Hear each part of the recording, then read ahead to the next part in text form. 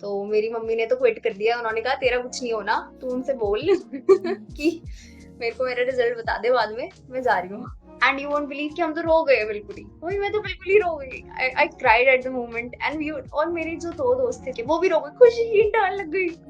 So it was such a surreal experience. It was completely dreamy at the moment because आपको जब बहुत ज्यादा rejection मिलते हैं ना, आपको कुछ भी प्यारा सा आके मिल जाए, बहुत ड्रीमी था। And my parents were really happy. I came at home, मैं लेट हो गई थी बट बहुत खुश थे।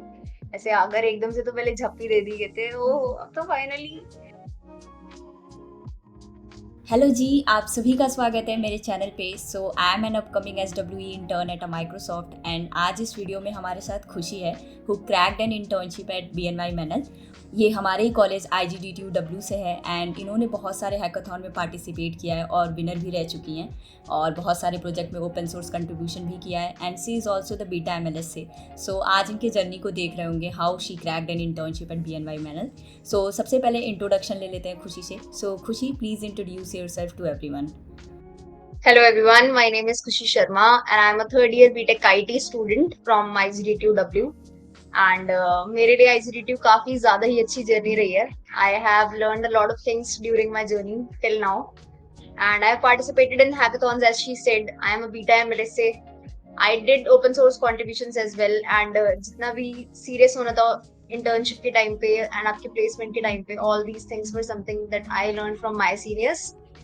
So this is all about me, but I have a position of responsibilities also in my college. So as a third year senior, I feel a bit responsible towards teaching juniors toward the right direction.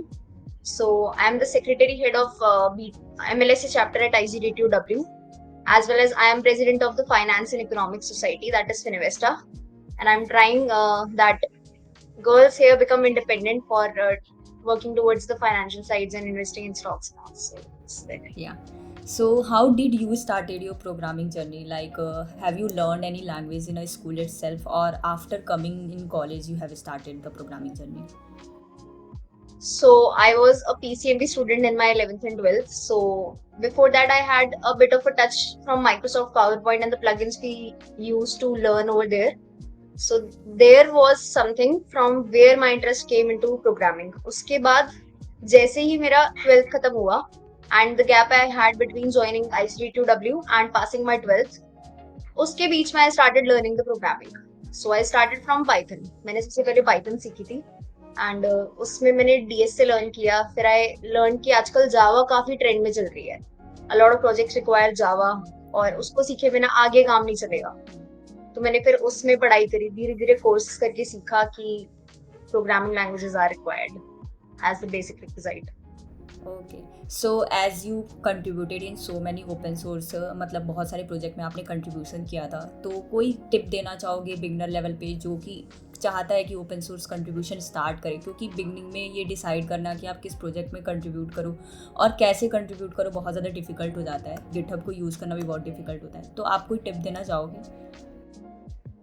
Open source contribution ना, मतलब जितना भारी नाम लगता है सुनने में उतना होता नहीं है। ये ऐसा ही है कि आपको एक कोई सॉफ्टवेयर या फिर कोई ऐप या फिर वेबसाइट, किसी का आपको सोर्स कोड दिया गया है एंड आपको उसमें कंट्रीब्यूट करना है, दैट इज केप्ट ओपन। उसका कुछ पार्ट ओपन रखा जाता है एंड उसको सीखने के लिए कि किस तरीके से हम इम्प्रोवाइज करेंगे। सो ओपन सोर्स में अगर किसी को भी बिगिनर लेवल पे शुरू करना है, the person should start from Hacktoberfest, which I believe. And इसमें आपके पास पूरा महीना होता है एंड आपको सिर्फ 4 PRs मर्ज करनी होती है। एंड इसके ऊपर लेवल पे जब जाते चले जाओगे, लाइक इसमें बिगिनर लेवल पे भी होते हैं, आपके HTML के प्रोजेक्ट्स आपको मिलेंगे, CSS के मिलेंगे, एंड उसके बाद धीरे धीरे क्लाइम करते करते पाइथन एंड बहुत बड़ी बड़ी लाइब्रेरीज के भी प्रोजेक्ट मिल जाते हैं। तो if someone wants to start in the open source, the person should am हैकटोबरफेस्ट।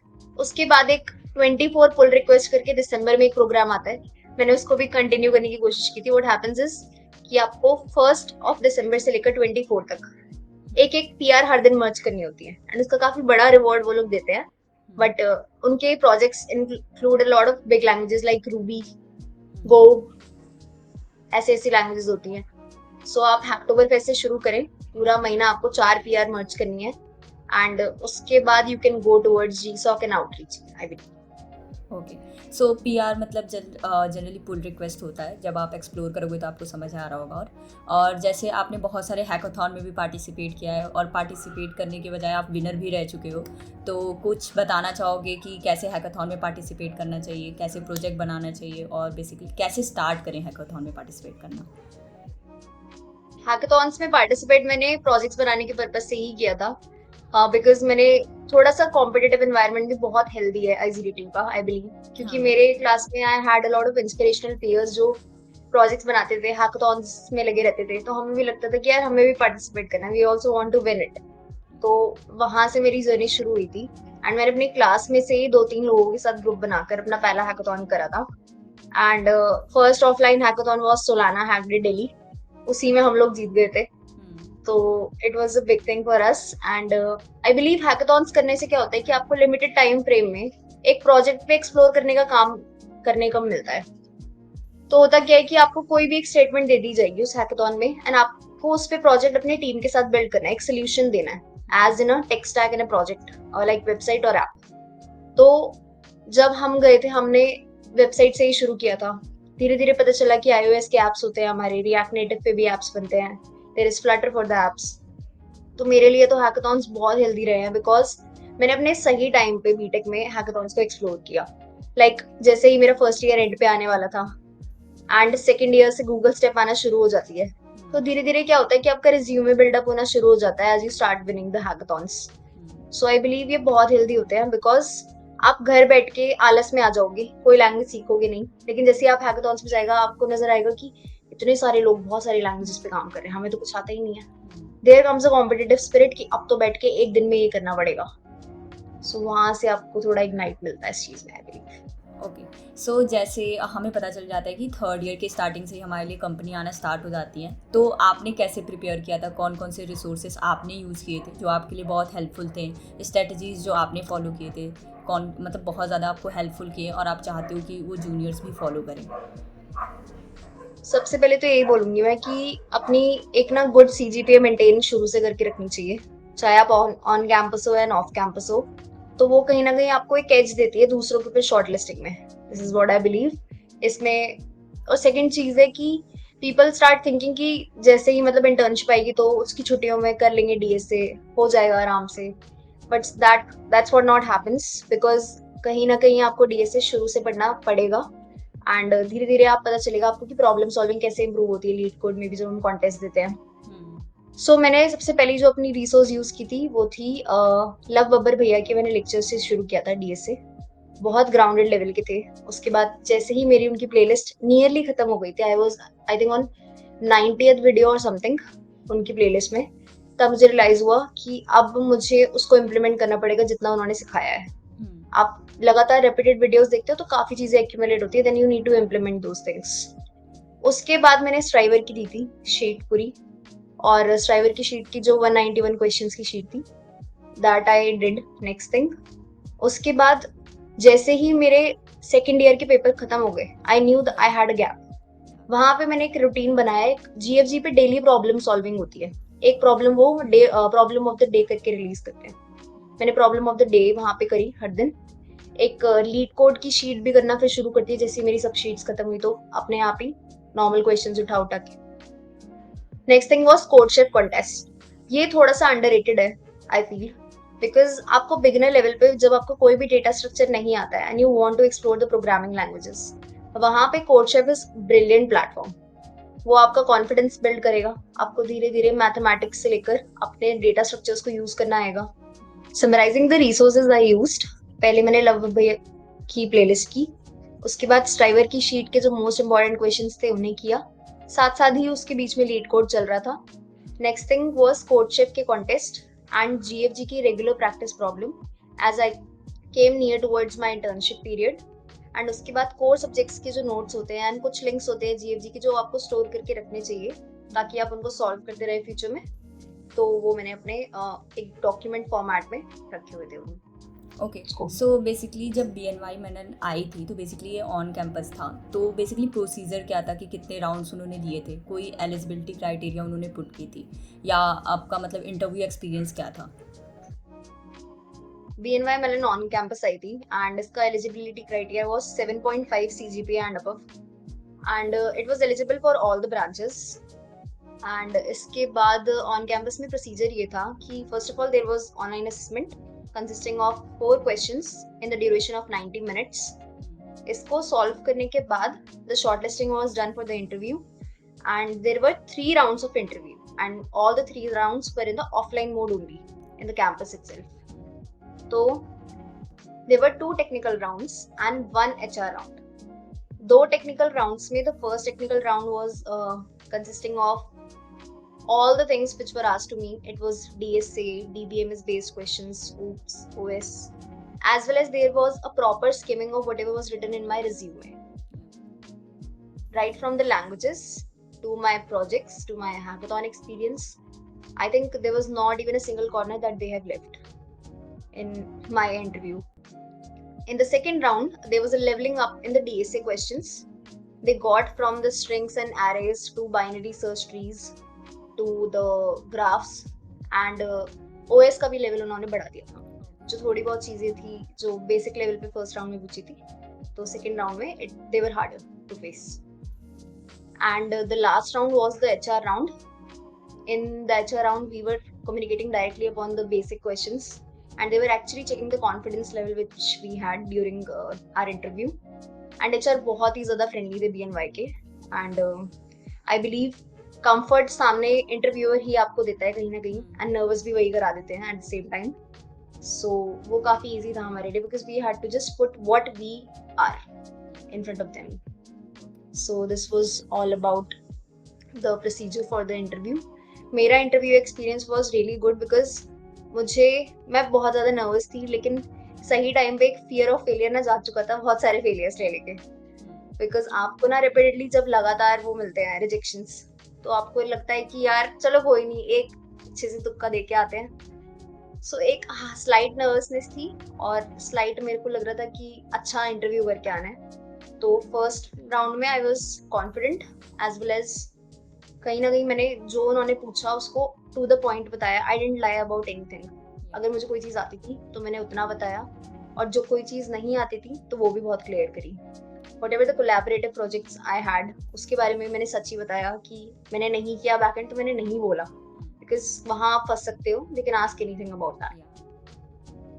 और सेकेंड राउंड में भी हमने जैसे the interviewer she started asking the questions, तो उन्होंने लिखवाया पेपर पे, कोड लिखवाया था और एक्सप्लेनेशन दी थी कि किस तरीके से आप बनाओगे, how the insertion is going on in the binary search tree, and there was a question about replacing of the nodes. तो वहाँ पे हाँ थोड़ा सा आप नर्वस हो जाते हो, बट आई बिलीव अगर आप नर्वस भी हो रहे हो तो अपने इंटरव्यूअर से ask for a little bit of hint कि ma'am I am doing this, is this approach right, और क्या कर सकती हूँ मैं। तो मैंने इस तरीके से बहुत कम्युनिकेटिव रखा, बहुत कम्युनिकेटिव कॉन्वर्सेशन था कि एक बीच में कोई गैप नहीं आ रहा कि इंटरव्यूअर छोड़ दे तुम्हें कि आप चले जाओ, चलो आप, वो चीज़ नहीं होनी चाहिए। And HR round was very good, it was really good. या बेसिकली हमें ना कम्युनिकेट करते रहना चाहिए ताकि सामने वाले इंसान को लग रहा हो कि आप इंटरेस्टेड हो और आप आस्क करो, चाहे आपको क्वेश्चन ना समझ में आए हो, आप पूछ के भी आंसर तक पहुंच सकते हो, ठीक है। एनी रेज्यूमे टिप और a project tip that you want to give? हाँ, रिज्यूमे के लिए आई विल से कि मुझे कहीं ना मेरे सीनियर्स ने थोड़ा आइडिया दे दिया था कि I was a dropper. First of all I wanted to mention this because मैंने नीट के लिए ड्रॉप दिया था, I got landed to ICT2W, so ये थोड़ा अजीब सी जर्नी है। बट मेरे जो सीनियर फ्रेंड्स थे, तो आई had a clue from them कि रिज्यूमे किस तरीके से बिल्डअप करना है। मैं यही बोलना चाहूंगी कि उस डर में ना मैंने सर्टिफिकेशंस बहुत सारी करी थी, बहुत सारे कोर्सेज करे, मुझे लगा सर्टिफिकेट्स बहुत काम आते हैं, इन्हें रिज्यूमे में डालना चाहिए। स्टेप के टाइम पे शायद मैंने एक दो बहुत अच्छे लेवल के जो मेरे थे, येल यूनिवर्सिटी जो बाहर से किए थे, उनको डाला भी। बट आई बिलीव कि सर्टिफिकेट्स काम नहीं आएंगे अगर आप कोई कोर्स भी कर रहे हो, that is not also going to count. तो रिज्यूमे टिप्स में मैं यही बोलूंगी विच आई मेंशन्ड अर्लियर, आपका फर्स्ट ईयर पूरा एक्सप्लोर करने के लिए है। आप नए नए टेक स्टैक सीखो और हैकाथॉन्स में जाके जीत के आओ। This is what I will suggest.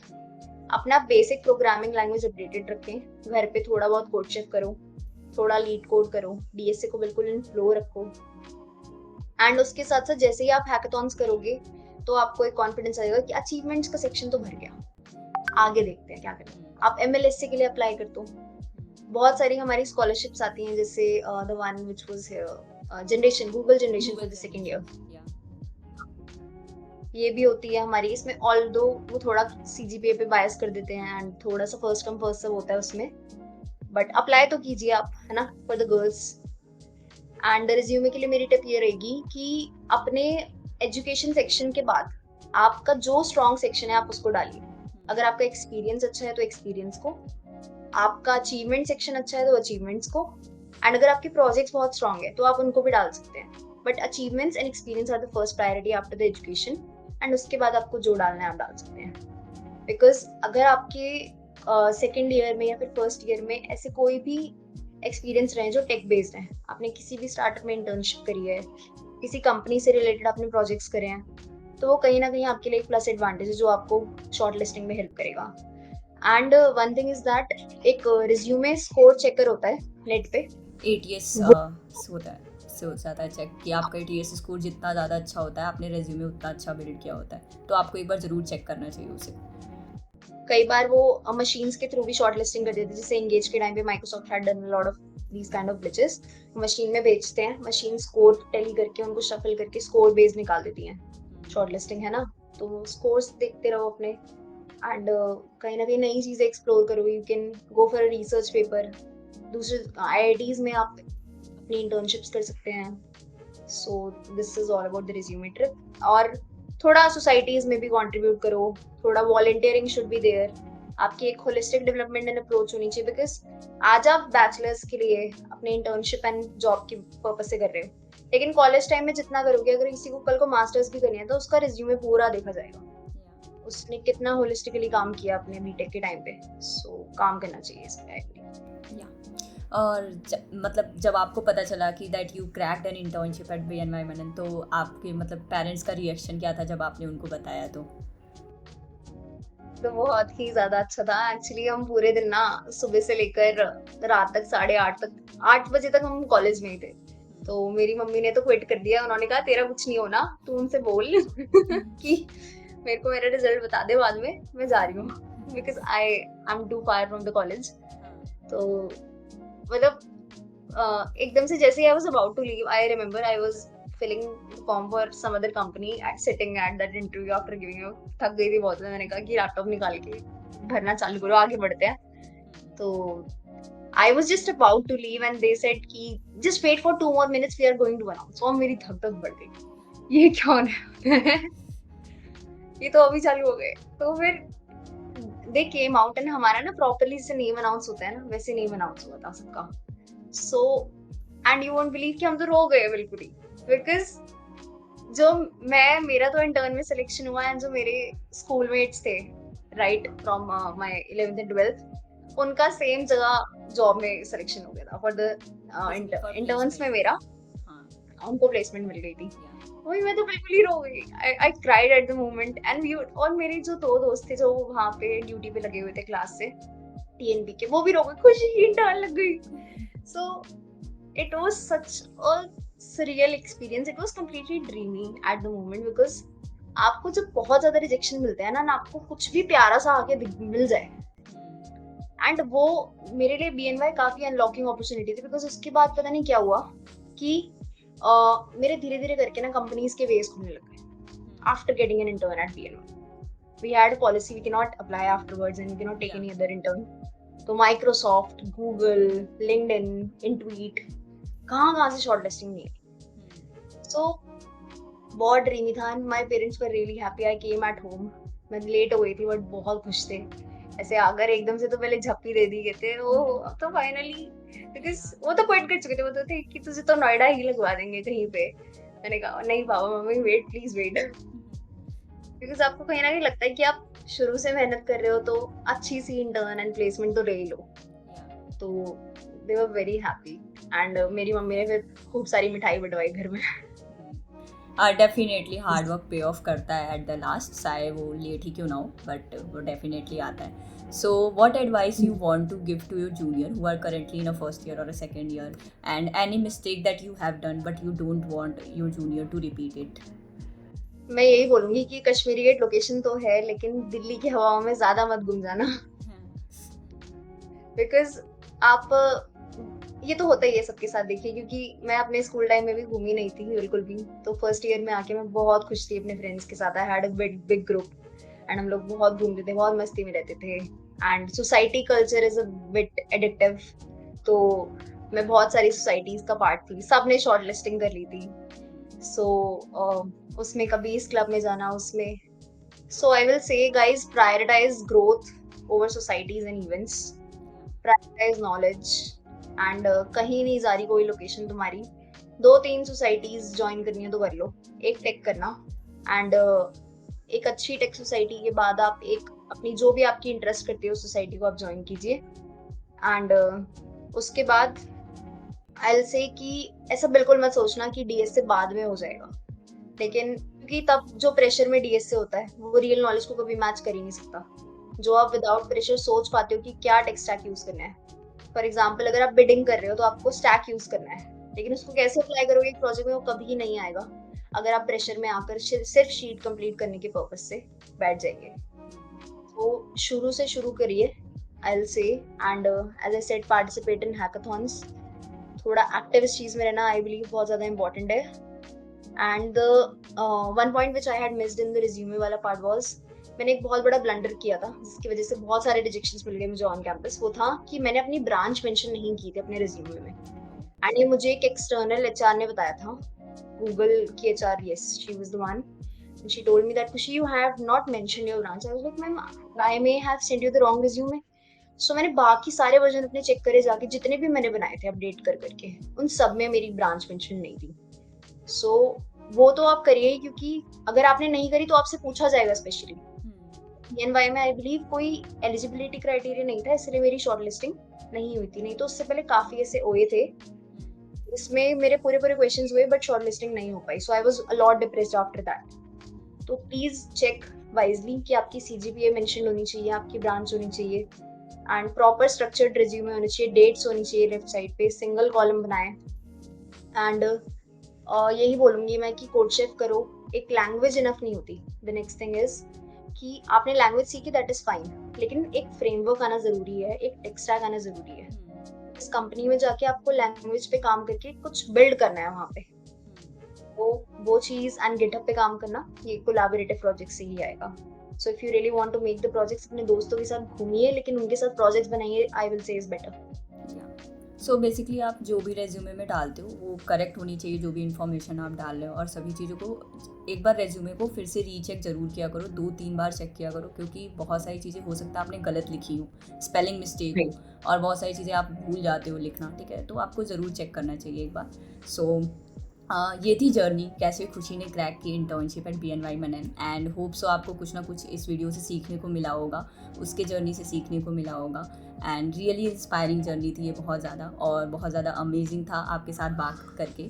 और अगर आपको कोई डाउट है then please put it in a comment section, और अगर आपको वीडियो पसंद आई then please hit the subscribe button, share with your friend, and do not forget to like this video. See you in the next video. Thank you and bye bye. Bye.